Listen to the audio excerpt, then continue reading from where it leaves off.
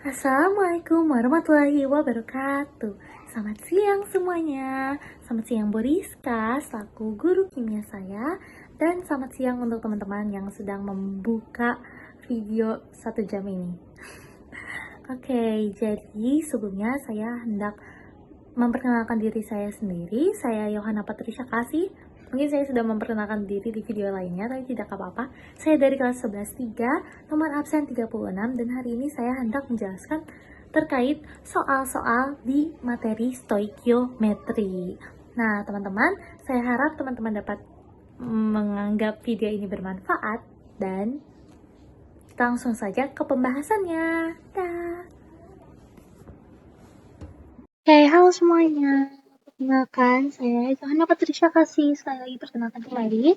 Dan hari ini kita akan membahas tentang tugas stoikiometri. Dari yang soal pertama.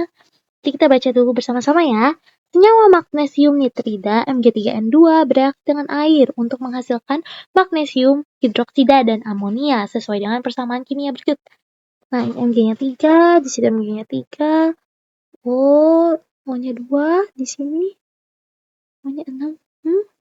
Oh, di sini O-nya ada 6 juga. Dan di sini 2. Oke, jadi ini reaksinya sudah setara ya, guys. Dalam suatu percobaan, 5,04 gram magnesium nitrida direaksikan dengan air berlebih. Yang pertama itu hitunglah jumlah mol magnesium nitrida, tentukan volume gas amonia, kemudian massa amonia yang terkumpul, dan penjelasan penjelasan mengapa air harus digunakan dalam jumlah berlebih dalam reaksi ini. Oke.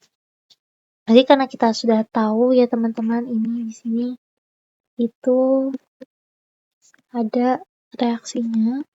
Kita bisa langsung tulis ulang aja sebenarnya reaksinya. Magnesium nitrida ditambah dengan air hasilkan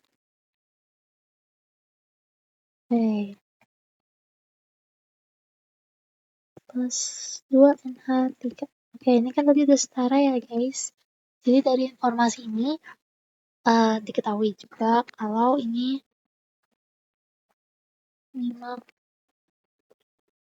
massa dari Mg3N2-nya. Oh, tulisan saya besar juga ternyata. Ya, itu guys.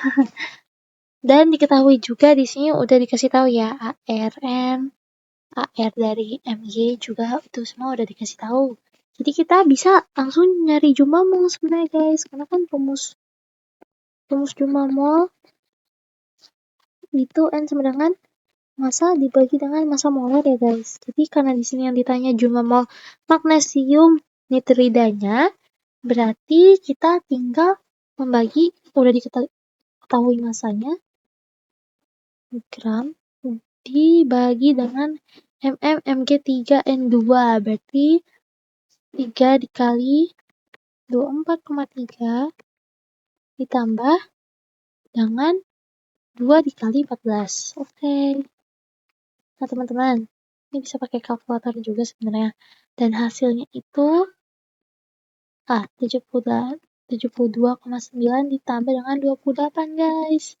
Jadi 5,04 gram per 100,9 gram per mol. Karena ini massa molar ya, teman-teman. Dan kita coret. Kita coret juga. Berarti kita mendapati hasilnya 0,050 mol. Ini dia jumlah molnya teman-teman. Wow, agak besar ya tulisannya ternyata. Oke, ini yang untuk yang A. Ini hasilnya teman-teman. Cuma mudah aja ya kalau yang itu. Kemudian pertanyaan kedua. Dari B-nya di sini deh. Ditanya volume gas amonia yang dihasilkan pada kondisi standar. Standar di mana 1 mol, 22,4 liter. Berarti yang ditanya V dari gas amonia, berarti NH3. Nah, volume NH3 ini karena udah diketahui juga kalau ini kondisi standar, berarti kita tinggal mencari dulu mol dari si NH3-nya ini, teman-teman. Nah, kan kita balik lagi ke reaksinya. Nih, Mg3N2. Oke, kita perhatikan aja langsung koefisiennya. Jadi 1 mol, nih 1 mol gas, 1 mol gas N3N2 ini, teman-teman. Mg3N2 atau magnesium nitrida ini akan menghasilkan 2 mol NH3. Jadi, perbandingannya seperti itu.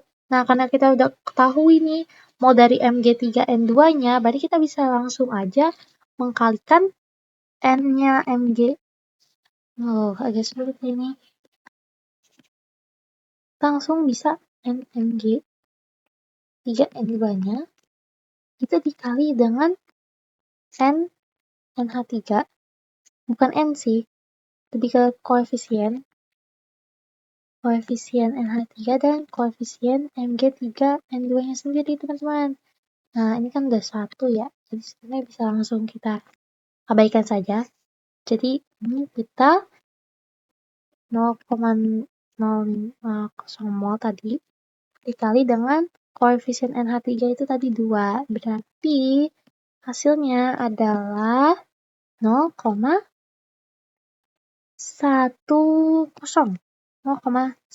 mol NH3. Nah, kan yang ditanya volume, teman-teman. Jadi kita belum kelar sebenarnya ya. Tapi kita langsung aja mencari volumenya di keadaan STP, yaitu N dikalikan dengan 22,4. Berarti 0,10 mol dikali dengan 22,4 ini satuannya liter per mol, teman-teman. Jadi hasilnya pasti liter, sesuai dengan satuan volume. Berarti ini jawaban untuk yang B, teman-teman. 2,24 liter. Nice. Kemudian kita lanjut ke bagian C, teman-teman.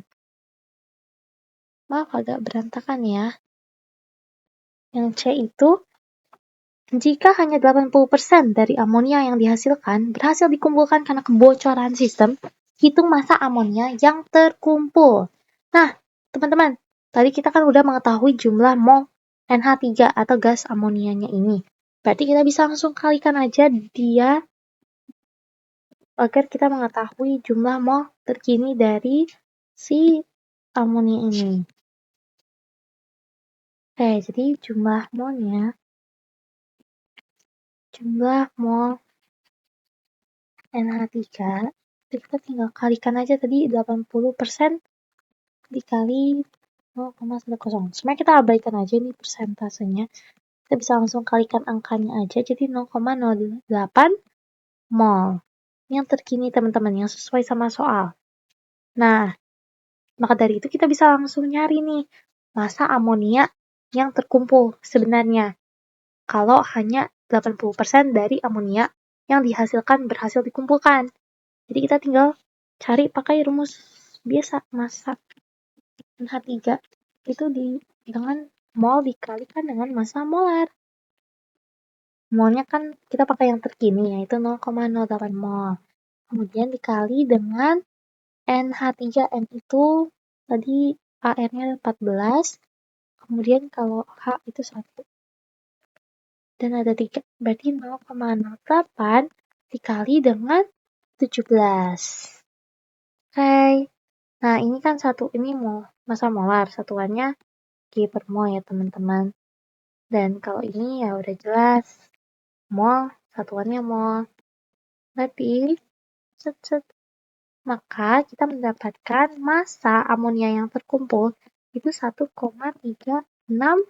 gram. Ini dia hasil nomor 2. Nomor 1 bagian C. Sebenarnya ini simpel ya, teman-teman. Yang penting kita tahu cara analisis soalnya. Kemudian kita lanjut deh. Lanjut ke soal nomor T. Ini sebenarnya lebih ke menjelaskan. Jadi mungkin aku narasikan saja ya, teman-teman. Jadi di sini kan ditanya, jelaskan secara singkat mengapa harus digunakan air berlebih itu harus digunakan dalam reaksi ini. Nah, sebenarnya air digunakan dalam jumlah berlebih, teman-teman, itu untuk memastikan si Mg3N2 atau magnesium nitrida ini bereaksi dengan sempurna. Jadi, ini tentunya kalau kita tahu air itu kan fungsinya untuk melarutkan. Maka air ini apabila digunakan dalam jumlah berlebih, itu kita semakin memastikan lagi bahwa semua magnesium nitrida itu bereaksi sempurna dan membantu melarutkan produk samping seperti magnesium hidroksida yang mungkin dapat menghambat reaksi. Jadi ini membantu melarutkan, teman-teman. Jawabannya sesimpel itu. Oke, mari kita lanjut ke next pertanyaan. Oke, kembali dengan saya. Kita memasuki soal kedua. Sekali lagi kita baca bersama-sama kembali ya teman-teman.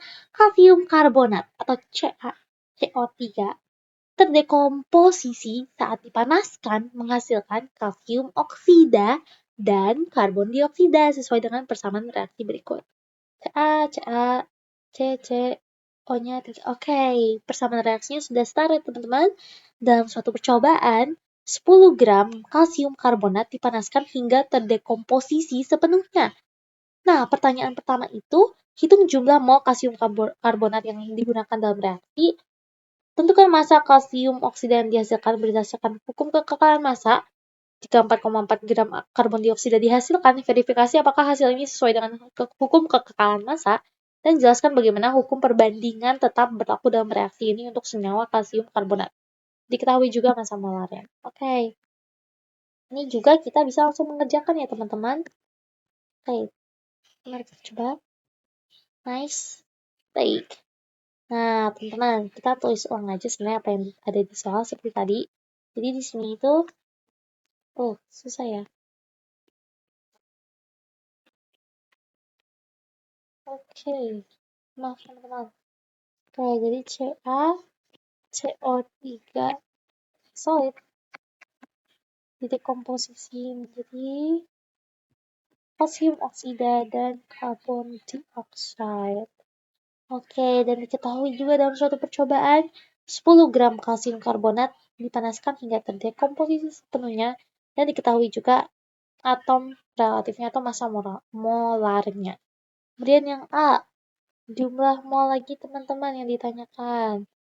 Jumlah mol kalsium karbonat yang digunakan dalam reaksi. Oke, karena kita sebenarnya sama seperti tadi, massa yang diketahui di sini juga massanya dari kalsium karbonat ini ya teman-teman. Jadi karena kita udah tahu massanya dia itu 10 gram, berarti kita bisa langsung juga nih. Mungkin kita coba biar enak masukin angkanya, kita cari massa molarnya dulu. Kalau Ca itu dia 40,1, kita kan sendiri tuh. Kayak dia sendirian. Kemudian C-nya juga sendirian, 12. Kemudian O-nya nih ada 3, berarti 3 dikali 16.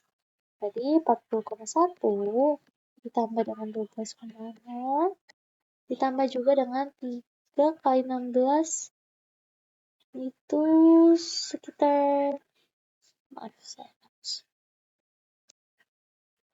16 kali 3, 6, 12, 19, 8, 48 teman-teman. Maaf lama. Oke, berarti hasilnya itu 100,1 G per mol teman-teman.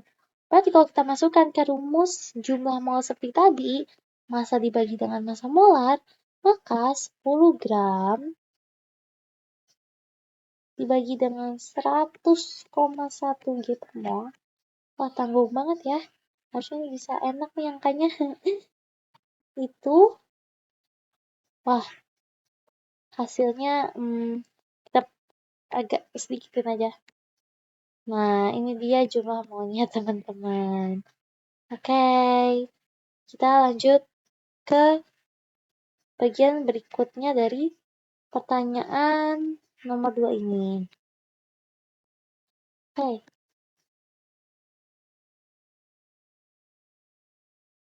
Yang D ya. D itu tentukan massa kalsium oksida yang dihasilkan berdasarkan hukum kekekalan massa. Wah, hukumnya Lavoisier. Sayangan nih. Karena hukumnya itu salah satu paling mudah dihafal ya teman-teman. Karena jumlah reaktan pasti sama dengan jumlah produk. Reaktan sama dengan produk. Berarti, maka dari itu karena reaktannya itu CaCO3, karena massa reaktan sama dengan massa produk, maka kita dapat tuliskan seperti ini. Massa dari kalsium karbonat kan sama dengan massa dari kalsium oksida ditambah dengan massa dari karbon dioksida. Nah, kita kan udah tahu nih massa dari si kalsium oksida dan juga bukan massa kalsium oksida, maaf, massa karbon dioksida dari soal yang C, teman-teman. Nih, karena tadi kan kita sudah baca bersama-sama tuh. Nah, di situ ditulis bahwa 4,4 gram karbon dioksida yang dihasilkan. Meskipun itu masih butuh verifikasi, tapi kita tidak apa-apa. Kita pakai itu dulu aja, karena itu informasinya satu dengan soalnya. Jadi di sini kita tahu kalsium karbonat itu 10 gram. Kita belum tahu kalsium oksida, tapi kita tahu ini 4,4 gram. Maka dari itu, massa dari kalsium oksida itu sama dengan, ini kalau pindah dia jadi min. Berarti 10 gram dikurang dengan 4,4 gram. Hasilnya adalah 5,6 gram. Ini massa dari kalsium oksida berdasarkan hukum kekekalan massa. Oke, lanjut ke C. C itu tadi pertanyaannya. Coret. Jika 4,4 gram karbon dioksida dihasilkan, verifikasi apakah hasil ini sesuai dengan hukum kekekalan massa. Sebenarnya ini udah terjawab ya teman-teman di pertanyaan B yang baru saja kita selesaikan. Ini udah sesuai banget kok dengan hukum kekekalan massa. Sudah sesuai. Nih kita kali lagi, kita tambah lagi deh. Ini massa kalsium oksida tambah dengan massa karbon dioksida. Boom, hasilnya 10 gram. Massanya kalsium karbonat. Berarti sesuai ya teman-teman dengan hukum kekekalan massa pastinya. Kemudian lanjut ke pertanyaan D. Jelaskan bagaimana hukum perbandingan tetap berlaku dalam reaksi ini untuk senyawa kalsium karbonat. Oke, ini hukumnya berbeda lagi. Bagaimana hukum perbandingan tetap ini berlaku? Jadi teman-teman, ini sebenarnya agak bingung juga jelasnya gimana. Cuman intinya sebenarnya karena ini semua sudah 1 mol juga, koefisien mereka hanya 1, berarti setiap molekul kalsium karbonat selalu terdiri dari 1 atom kalsium, 1 atom karbon, dan juga ya 3 atom oksigen dengan perbandingan massa yang tetap. Jadi, karena tadi kita sudah menggunakan hukum kekekalan massa, ya perbandingan massa mereka tetap dan mereka pasti punya 3 atom oksigen, 1 atom kalsium, dan juga ya 1 atom karbon. Nah, ini tuh udah pasti. Wow, agak aneh ya itu. Oke, nah, teman-teman kurang terbiasa sekali lagi. Oke, berarti sebenarnya seperti itu aja. Dan mungkin tambahan lagi, ketika kalsium karbonat ini terdekomposisi, teman-teman, CaO atau kalsium oksida dan karbon dioksida yang dihasilkan, itu juga memiliki komposisi yang tetap seperti yang saya jelaskan tadi, jumlah atomnya itu sama. Dan kalau kita bandingkan mungkin bagaimana ya, kita coba bandingkan massa molarnya kali ya.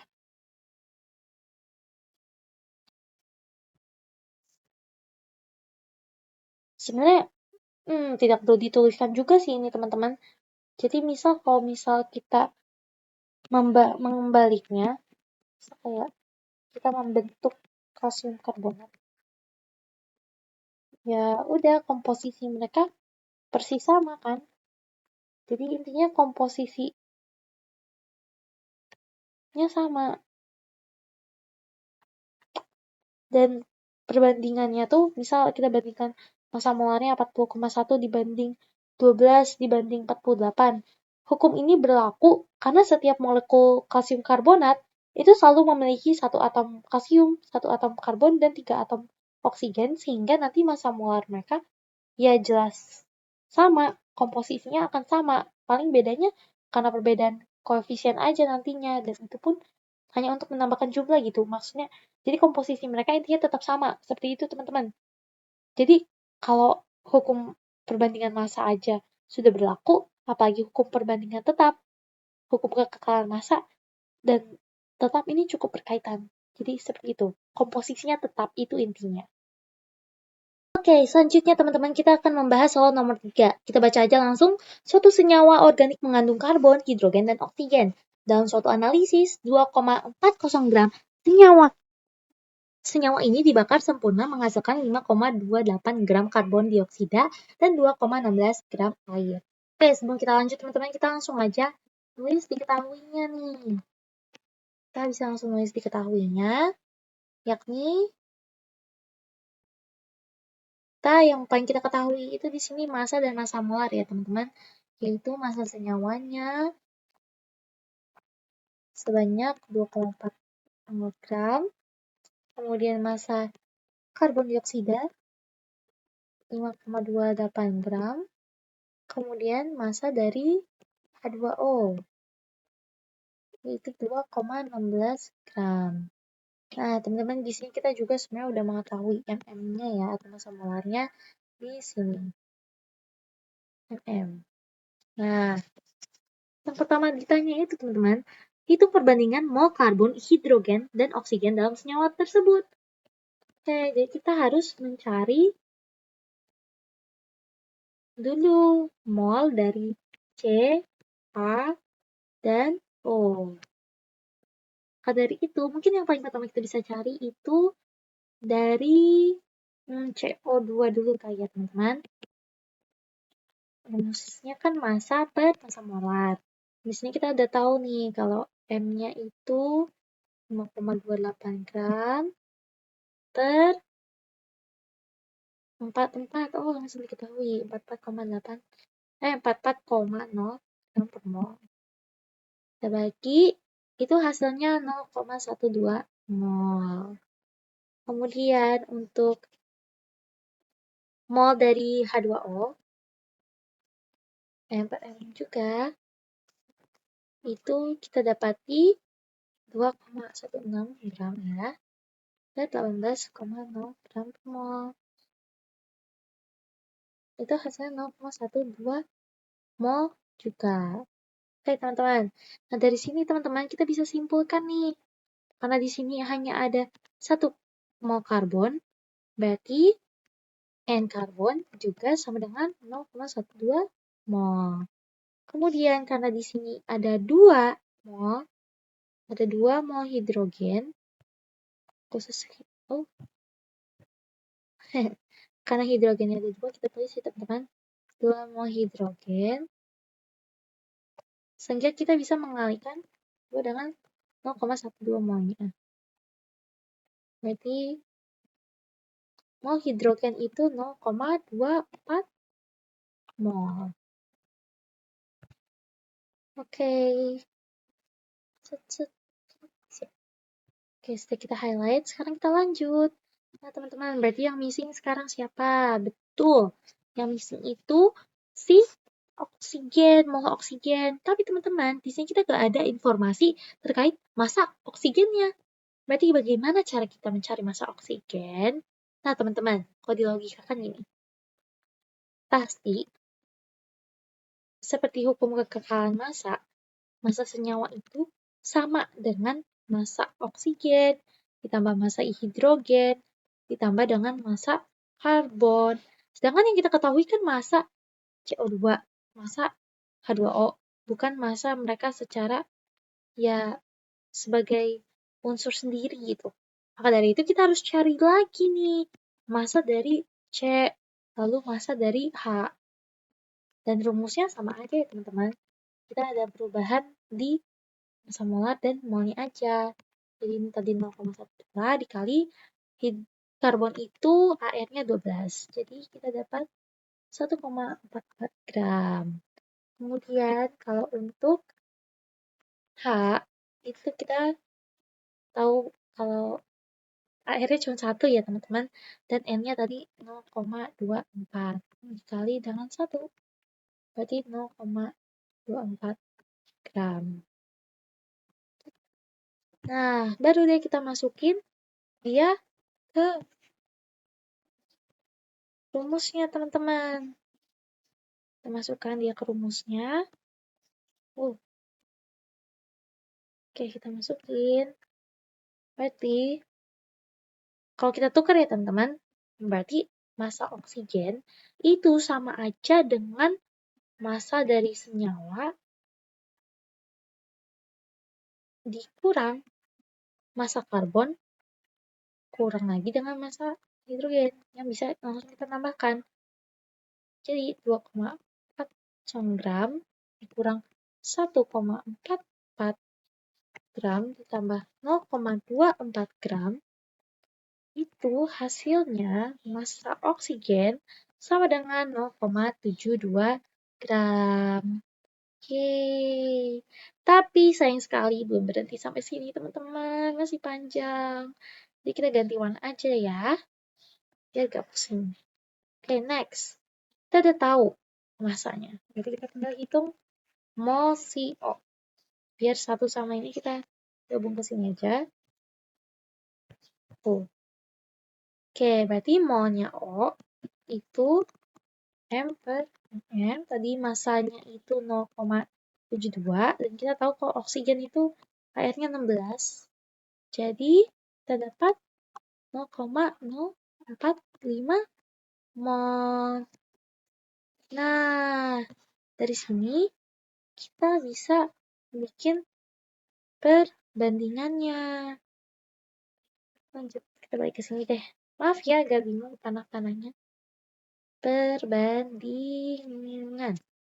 Nah, kita bikin perbandingannya. C dibanding H dibanding O.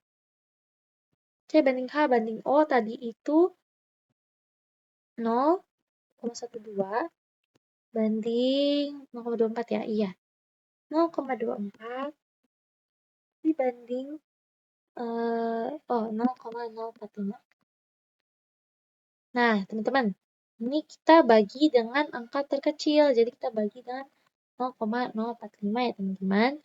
Jadi nanti itu hasilnya kurang lebih 2,67 banding 5,33 banding 1. Nah, ini agar kita mendapatkan bilangan yang bulat, maka kita coba kalikan 3. Itu 3 ya, teman-teman. Nah, kalau kita kalikan 3, itu sebenarnya hasilnya belum sederhana banget juga. Jadi kita sederhanakan sendiri aja. Nanti hasilnya 8 banding 16 banding 3. Nah, ini dia perbandingannya. Maka, itu perbandingan mol mereka semua. Oke, kita lanjut deh ke soal berikutnya. Sebenarnya ini masih satu soal, cuman banyak anaknya emang. B. Ditanyakan rumus empiris. Berarti yang bawahnya, bawahnya langsung rumus molekul. Oke, C itu ditanya rumus empiris. Nah, teman-teman, sebenarnya karena kita dari tadi sudah berteori, dan ya memang berdasarkan perbandingan mol yang kita sudah temukan di soal A, berarti rumus empirisnya itu C8, H16, O3. Nah, seperti itu harusnya teman-teman. Kemudian kita lanjut ke D. D itu, tadi B teman-teman. Maaf, tadi ini B. Kemudian ini baru C. C itu ditanya rumus molekul jika diketahui MM senyawa itu jika MM senyawa 60,0 G per mol. Ini syaratnya teman-teman dari dia. Oke, kita coba hitung dulu ya guys. Jadi mungkin kita coba cari dulu MR dari rumus empirisnya. C8 H16 O3. 8 kali 12 tambah 16 tambah 3 kali 16. 96 tambah 16 tambah 3 kali 16 48. Hasilnya 160 G per mol. Terus mm aja biar enak. Oke. Kita sudah dapat segitu teman-teman. Nah, sebenarnya ini udah agak rancu teman-teman. Karena biasanya rumus empiris itu lebih besar daripada rumus molekul itu tidak mungkin gitu. Seharusnya sebaliknya. Rumus molekul yang biasanya lebih besar daripada rumus empiris. Tapi kita coba dulu mencari faktor pengali atau N. Karena rumus molekul itu sama dengan rumus empiris dikali N itu. Nah, ini kita coba cari. Jadi kita tinggal membagi massa molar senyawa dibagi dengan massa molar rumus empiris yang agak besar itu. 60 per 160 sama dengan 0,375. Nah, ini dia teman-teman. Teman-teman, aku mau ngasih tahu. Entah ini kesalahan soal atau yang lainnya, tapi dalam fisika atau kimia ini seharusnya ya lebih besar daripada 1 atau sama dengan 1. N itu harusnya, faktor pengali itu harusnya bilangan bulat positif. Jadi dari awal aja itu sudah rancu dan ini dibuktikan gitu. Kalau ini tidak sesuai dengan rumus yang ada. Bagaimana ya? Oke teman-teman, mungkin kita coba menggunakan MR senyawanya aja dulu. Kita abaikan rumus empiris yang sebelumnya. Entah bagaimana caranya. MR senyawa 60 gitu. Semoga kita ketemu ya teman-teman. Teman-teman.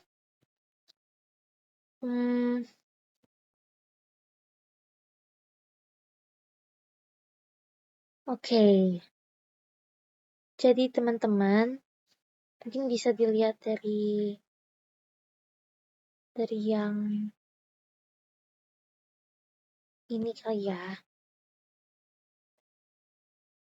Perbandingan. Kalau misal kita tidak mencari O-nya dulu nih. Kita tahu kalau perbandingan C banding H itu 0,12 banding 0,24. Alias 1 banding 2 kan. Sama nih sebenarnya dengan ini. Cuman mungkin kita coba lagi tanpa mengetahui O. Kalau misal kita keep itu dan kita simpulkan bahwa senyawa ini memiliki perbandingan tersebut dan memiliki O atau oksigen, maka ya rumus empiris yang paling sederhananya dari asumsi ini adalah CH2O.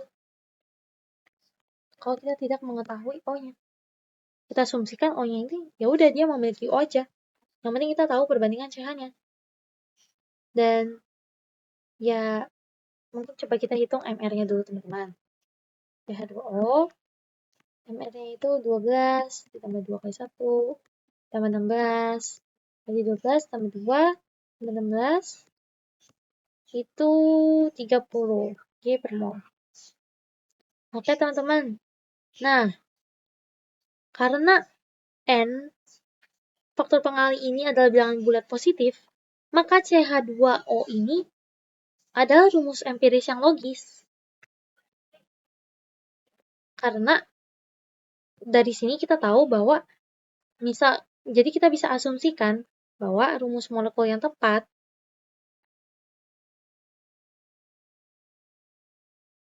adalah N-nya kan mm senyawa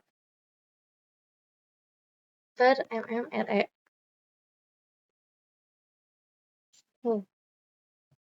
Dan kita sebenarnya udah bisa notice ya, kalau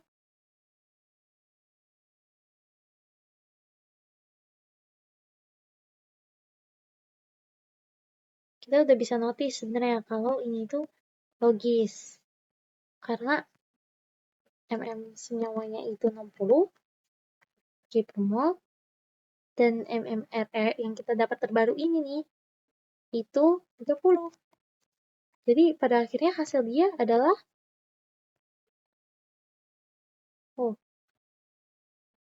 ada 2 teman-teman. Nih, 2. N-nya 2, itu bilangan bulat positif. Jadi ini logis. Maka kita bisa simpulkan nih, kalau misal N-nya emang 2, berarti Rm sama dengan ReN. Sama dengan CH2O 2 kali 2. Berarti rumus molekul yang tepat itu harusnya C2H4O2. Ini dia jawaban yang logis teman-teman dibandingkan yang tadi, meskipun berdasarkan beberapa asumsi ya. Oke, dan masih ada bagian D ya teman-teman sebenarnya. Kita coba kerjakan aja. Nah, kita lanjut ke bagian D. Kita tulis di sini aja D. Oh, ada apa ini?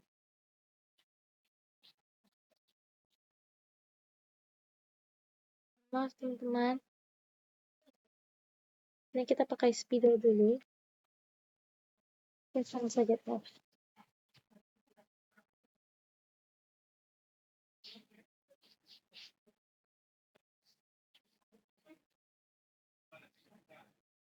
Oke, pertanyaan D-nya, jelaskan mengapa pembakaran sempurna diperlukan untuk menentukan komposisi senyawa ini.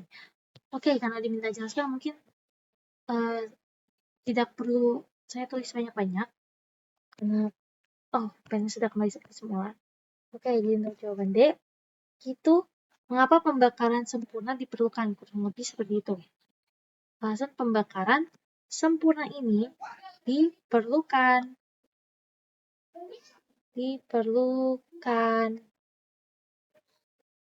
Ya, mengapa ya diperlukan? Nah, sebenarnya karena pembakaran sempurna ini adalah reaksi suatu zat dengan oksigen yang menghasilkan produk yang sudah pasti. Nah, sebenarnya alasan kita membutuhkan pembakaran yang sempurna itu yang pertama dapat kita simpulkan itu menjamin konversi penuh, teman-teman. Menjamin konversi penuh. Kenapa begitu? Karena untuk menentukan komposisi senyawa, kita itu perlu tahu berapa banyak karbon dan hidrogen yang terkandung di dalamnya. Nah, pembakaran sempurna itu salah satu reaksi yang paling mudah untuk dihafal sih menurut saya. Bukan dihafal, tapi paling mudah untuk dipahami. Dan pembakaran sempurna ini memastikan bahwa semua karbon, semua hidrogen itu berubah menjadi produk standar. Produk standarnya itu apa? Nah, itulah yang dimaksud dengan menjamin konversi penuh, karena ia akan menghasilkan produk standar yang kita tahu dari pembakaran sempurna, yaitu CO2 dan H2O, yang masanya bisa kita terukur.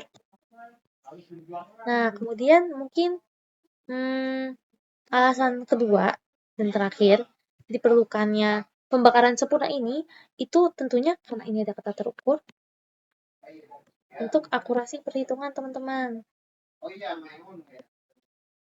Kenapa seperti itu? Karena ya jika pembakaran tidak sempurna, C akan menjadi hal-hal lain seperti karbon monoksida atau karbon jelaga. Lalu produk yang tidak standar ini akan membuat perhitungan massa C yang awal tidak standar ini ya menjadi tidak akurat karena kita hanya mengukur CO2 dan H2O. Jadi ya nanti ribet lah intinya. Jadi pembakaran sempurna itu benar-benar berguna untuk menjamin konversi penuh dan juga untuk akurasi perhitungan yang lebih baik. Jadi itu untuk jawaban soal ketiga ya teman-teman, agak panjang. Oke, halo semuanya. Jadi ternyata dari tadi saya sudah menjelaskan, tapi tidak ke-record. Tidak apa-apa, teman-teman, saya izin menjelaskan kembali. Oke, jadi biar nyambung, kita baca kembali soalnya bareng-bareng ya. Suatu senyawa hidrokarbon mengandung 85,7% karbon berdasarkan massa. Senyawa ini bereaksi dengan oksigen menghasilkan karbon dioksida dan air sesuai persamaan CXHY plus O2 menghasilkan CO2 plus H2O. Itu belum setara. Yang pertama, tentukan rumus empiris. Kedua, jika massa molar senyawa adalah 56,0 gram per mol, tentukan rumus molekul. Kemudian C, sebanyak 2,80 gram hidrokarbon dibakar sempurna, maka hitung volume karbon yang dioksida yang dihasilkan pada kondisi STP. Kemudian jelaskan hukum kekalahan massa dalam pembakaran ini. Diketahui juga massa molarnya. Oke, teman-teman. Jadi yang pertama yang kita cari adalah rumus empiris. Nah, untuk mencari rumus empiris, itu kita perlu perbandingan mol. Untuk mencari perbandingan mol, kita itu perlu mencari informasi lain untuk mencari mol, seperti massa dan sebagainya. Akan tetapi di sini hanya diketahui persentase massa. Nah, oleh karena itu kita cari dulu temannya dari yang sudah diketahui, yaitu yang sudah diketahui itu persentase massanya karbon, yaitu 85,7%. Maka kita mencari persentase massa hidrogen nih teman-teman dengan ya karena ini hanya CXHY, maka kita kurangi saja dengan 100%. Jadi persentase hidrogen itu sama dengan 100% dikurang persentase karbon, yaitu 100% dikurang 85,7%, menghasilkan 14,3%. Nah, kemudian nih teman-teman, dari hasil 14,3% ini, kita bisa langsung mencari mol. Kenapa? Karena kita tidak punya informasi terkait massa. Maka kita bisa asumsikan bahwa kita memiliki 100 gram senyawa, sehingga persentase massa ini akan sama dengan massanya, akan berdasarkan massa, seperti yang diminta di soal ini. Nah, teman-teman, oleh karena itu, kita akan mendapati bahwa massa karbon itu sama saja seperti persentasenya 85,7%. 85,7 gram dan massa hidrogennya 14,3 gram. Maka dari itu, kita bisa mencari jumlah molnya nih teman-teman. Kita cari jumlah mol.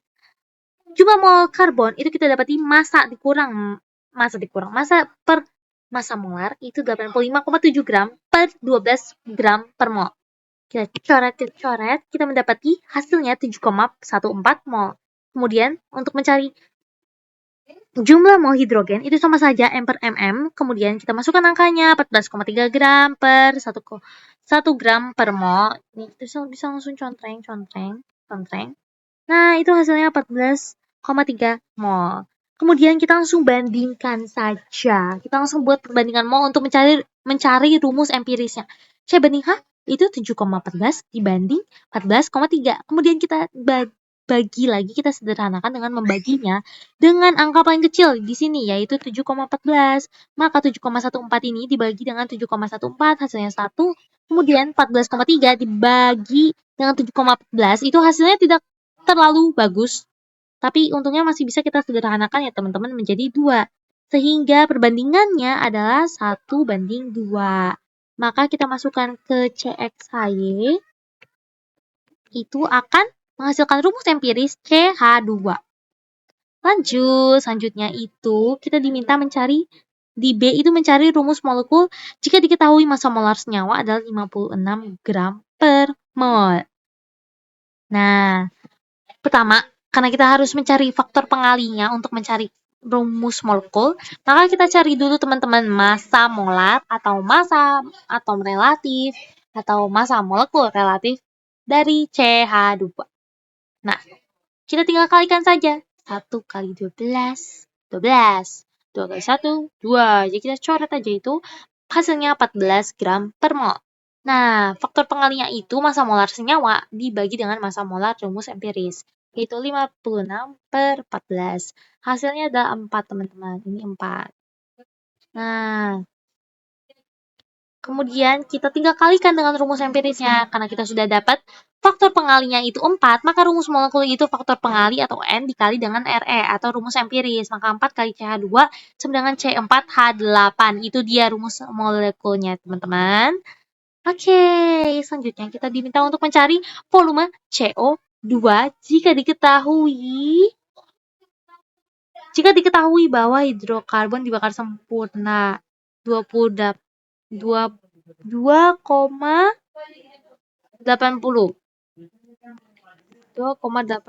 G atau gram dibakar sempurna.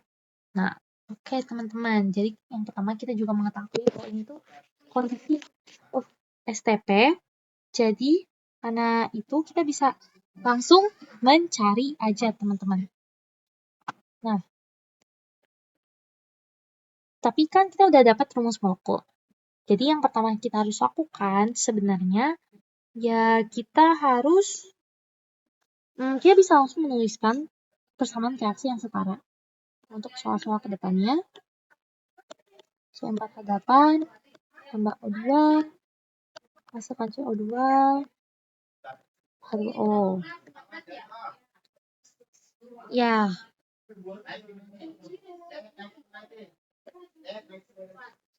Oke. C-nya belum setara, kita setarakan 4. Berarti O di sini ada 6, di sini ada 2. Dan ya, di sini hanya juga belum setara, jadi kita setarain hanya dulu. 4, 8, 8 hanya ada setara, C-nya ada setara. Oke, kita langsung aja simpulkan O-nya 8, di sini ada 4, sama dengan ada 12 O-nya. Kemudian untuk O di sebelah sini baru 2, berarti kita bikin dia jadi 12 dengan cara mengalikannya dengan 6. Berarti ini ya persamaan yang setara dari mereka ya, teman-teman. Kemudian kita langsung menghitung mol. Mol dari siapa? Mol dari C4H8 atau yang rumus molekul itu dengan cara membaginya M. Oke, tadi masanya itu diketahui. Reaksikan dengan sempurna berapa tadi? 2,80 gram per 56.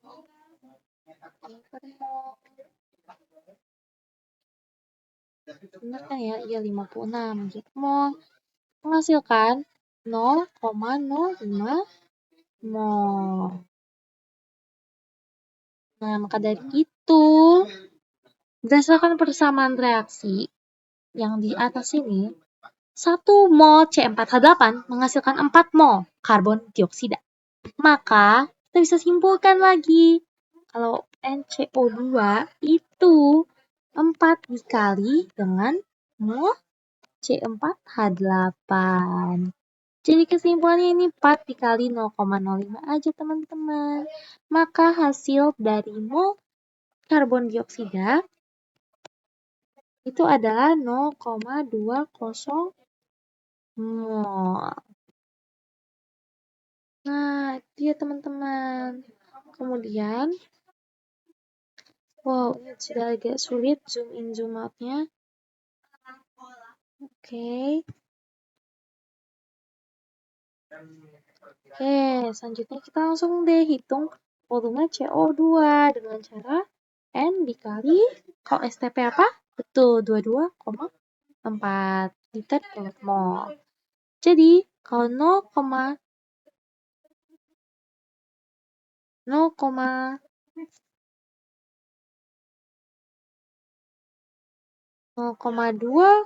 mol dikali dengan 22,4 liter per mol, maka akan menghasilkan 4,4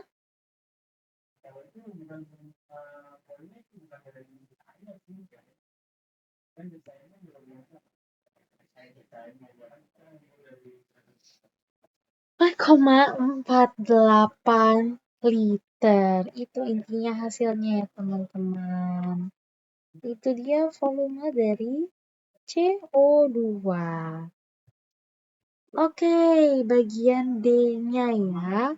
Dari si pertanyaan ini. Pertanyaan nomor 4. Jelaskan bagaimana hukum kekekalan massa diterapkan dalam reaksi pembakaran ini. Oke, karena ini tadi saya sudah mendapat peringatan sebenarnya tentang goresan terlalu banyak. Maka ini saya jelaskan secara langsung aja, karena hukum kekekalan massa itu salah satu hukum paling simpel ya teman-teman. Hukum paling pertama, Lavoisier. Nah, hukum kekekalan massa itu kan menyatakan bahwa massa total zat sebelum reaksi kimia itu harus sama dengan massa total zat setelah reaksi kimia. Dan dalam reaksi pembakaran hidrokarbon, massa total reaktan, hidrokarbon, dan oksigen itu sama dengan massa total produk karbon dioksida dan air.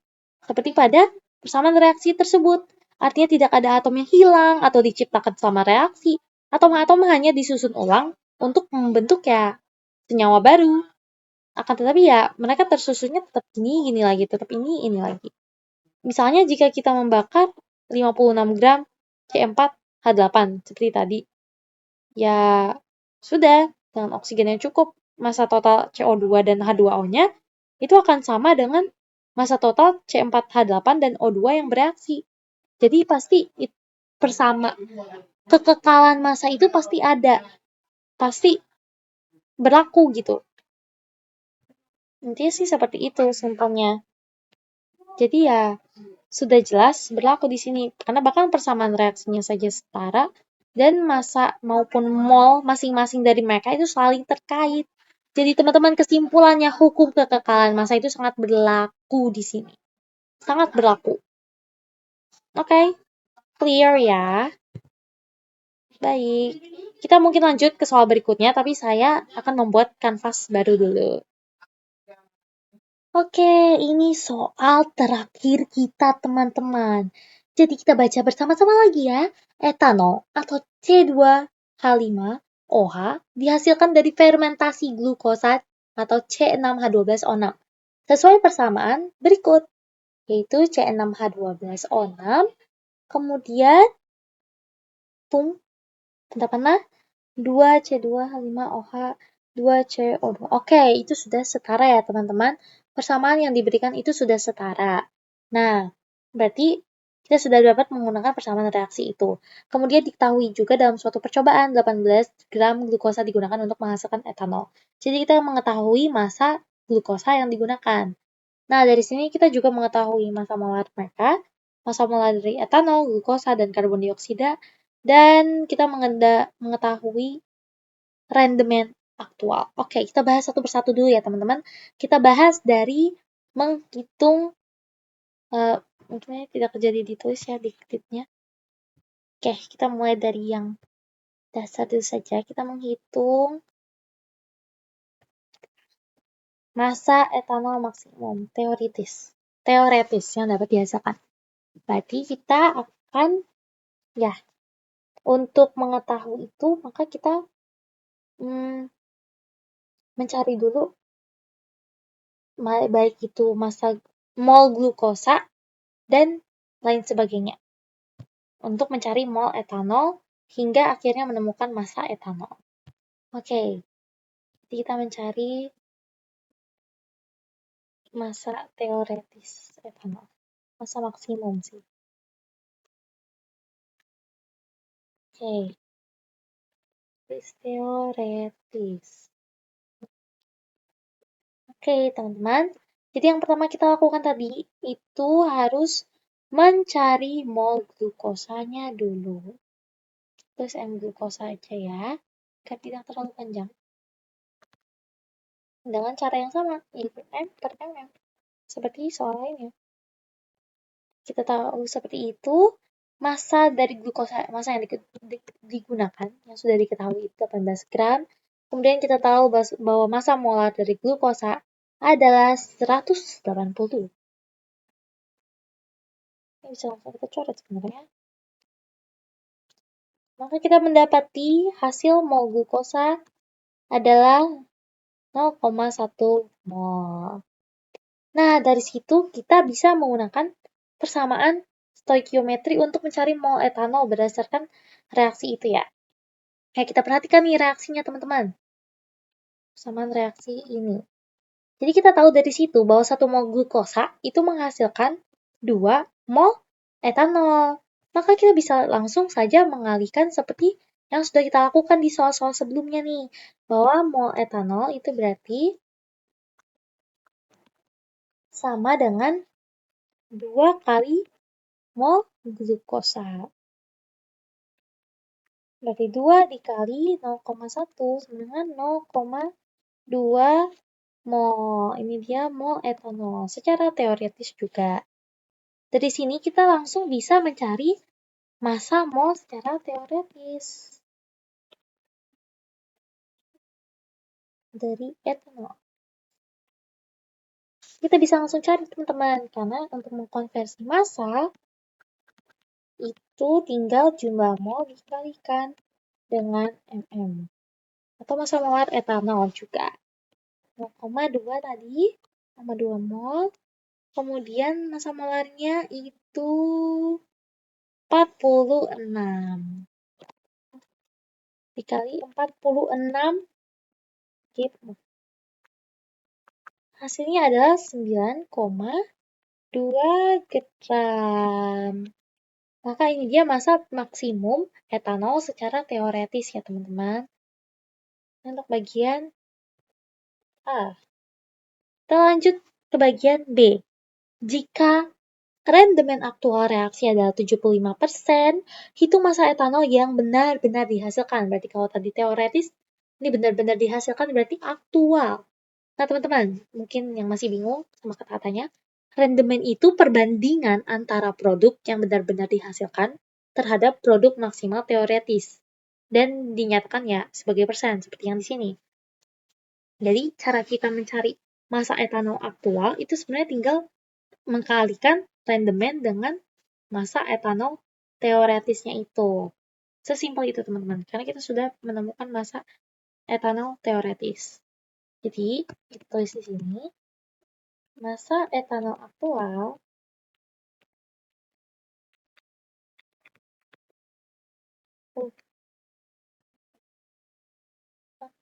itu sama dengan rendemen dikali dengan massa etanol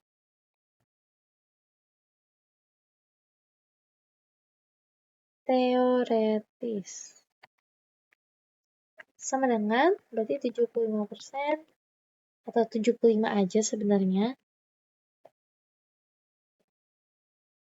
Tapi kita tulis saja ada persennya. Dikali 9,2 gram seperti tadi. Maka akan menghasilkan 0,75. Konversi.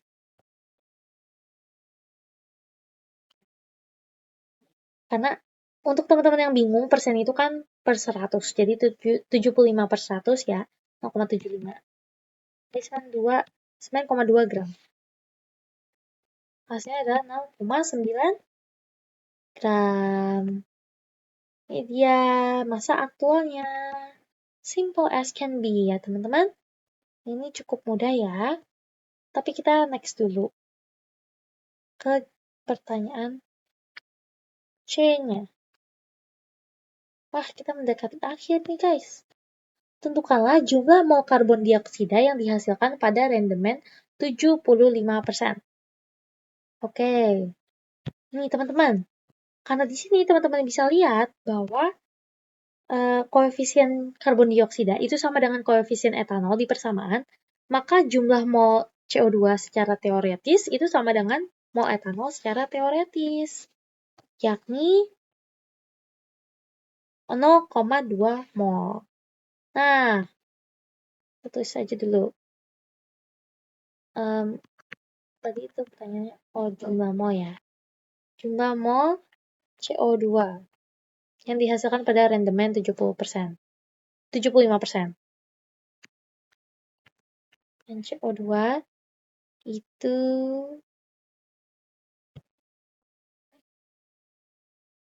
sama dengan N dari etanol.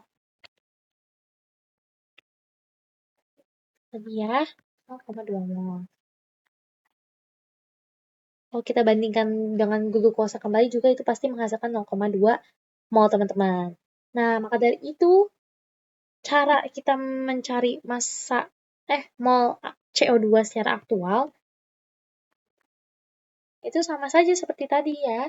Kita tinggal kalikan dengan 0,75 seperti tadi. Versi untuk mol saja. Kita cari masanya. 75% randomin. Itu 0,75 kali 0,2. Ya, kita bisa tulis seperti itu.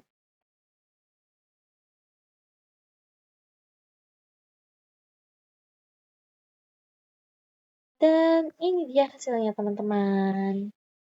Oke, sip. Cukup mudah juga. Pertanyaan terakhir untuk hari ini.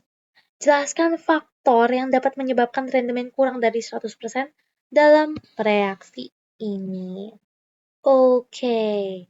Sebenarnya ini banyak banget. Karena ya sebenarnya dalam praktik, dari yang saya ketahui, mencapai 100% itu hampir selalu sulit. Karena kombinasi faktor-faktor, baik itu kimia, faktor-faktor fisika bahkan yang terlibat dalam ya reaksi kimia, faktor-faktor teknis, dan sebagainya. Misal, ketika kita menyusun kontrol proses, itu kita, yang saya tahu, sebenarnya ini juga sedikit dari pembelajaran yang saya pelajari sama mengelilingi teman-teman tech team, itu kita dapat terjadi kesalahan pengukuran. Jadi, mungkin, aku poin-poinin aja deh. Faktor yang dapat menyebabkan rendemen kurang dari 100%, yang saya ketahui itu, yang paling pertama itu kesalahan pengukuran. Kesalahan pengukuran ini cukup umum ya, sepertinya. Ketidaktepatan dalam pengukuran, kurangnya presisi dalam pemrosesan, seperti ketidaktepatan ketika menimbang, atau menentukan volume atau kehilangan saat pemindahan, menyebabkan perbedaan antara ya hasil nyata dan teoretis. Jadi seperti itu. Dan ini hampir selalu terjadi sebenarnya. Kemudian, mungkin karena terutama di pembahasan kita kali ini terkait etanol ya, etanol itu kan mudah menguap. Jadi sebagian produk itu mungkin hilang selama pemisahan atau selama distilasi atau saat pengambilan sampel. Jadi bisa saja ya memang gimana ya sebutnya dari alamnya gitu, kehilangan fisik. Karena etanol ini mudah untuk menguap. Nah, kemudian tadi faktor penyebab rendemen kurang ya, teman-teman, kurang dari 100%.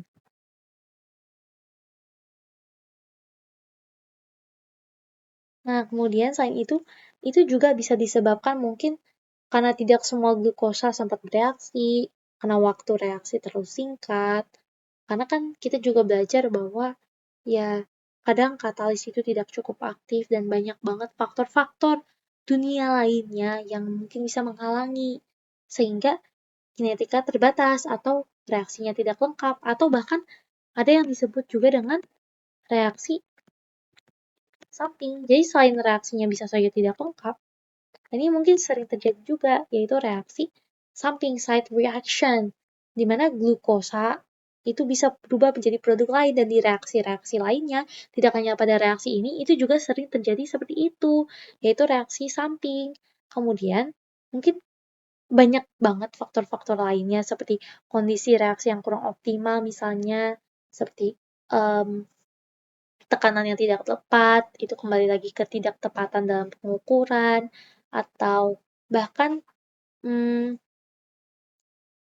intinya banyak sekali hal-hal lain yang dapat mempengaruhi kondisi reaksi yang tidak optimal, suhu yang tidak optimal, pH yang tidak optimal, atau ya adanya keracunan enzim atau mikroba, seperti itu.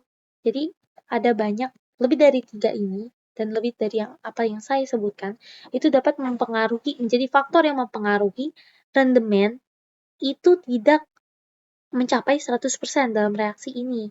Ada ketidaksesuaian antara teoretis atau dengan aktual atau kenyataan. Seperti itu. Dan, yap, sebenarnya sekian dari saya. Saya hendak mengucapkan terima kasih banyak sudah menonton video ini. Entah alasan teman-teman menonton video ini itu apa, tapi saya ingin mengucapkan terima kasih dari hati terdalam. Dan sebenarnya sekian dari saya. Saya di sini mohon maaf apabila ada kesalahan dan semoga bisa menjadi anak kimia yang lebih baik. Maka dari itu, saya Yohana Patricia Kasih izin pamit undur diri. Dan semoga nilai saya bagus. Doakan saya, teman-teman. Terima kasih banyak atas waktunya. Saya izin end videonya. Dadah! Sekali lagi terima kasih banyak teman-teman sudah menonton video saya. Semoga nilai saya dan nilai Anda semua itu mendapatkan hasil yang terbaik. Terima kasih semuanya. Dadah. Wassalamualaikum warahmatullahi wabarakatuh.